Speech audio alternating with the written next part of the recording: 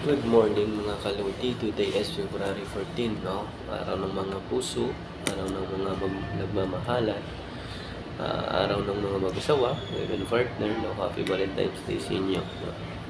Konting flex lang tong mga kaludi, no? Kung saan ba talaga nagsimula yung February 14, yung tinatawag nilang Valentine's Day. Base lang to sa mga marites to, mga kalodi ha. Sa inyong kaalaman, pwede din kayo mag-share doon dito sa comment section kung anong kwentong February 14. Kasi sa akin, share ko lang to mga kalodi. Ang February 14 pala ay nagsimula noong taong 496.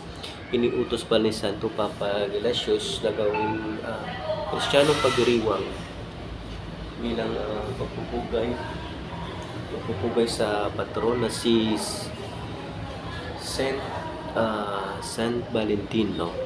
Kaya ginawa itong Valentine's Day. No, yun sa kaalaman ko, no, konting share lang. Nagsimula ito pala noong taong 1496, no, dahil sa isang Santo Papa na Kristiyano, ginawang Kristiyano pagdiriwang noong February 14, bilang pagpupugay sa kanilang patron na santo na si San Valentin. So, alam na mga kalodi kung saan nagsimula yung February 14. Mga Kristiyano pala na pasimuno ng mga February po ng Valentine's Day. No? Konting kaalaman na ito mga kalodi, no? Share nyo din sa iba, no? Sa mga may mga nakakaalam din, share nyo comment down section below. So, yan lang mga kalodi, no? Maraming salamat po.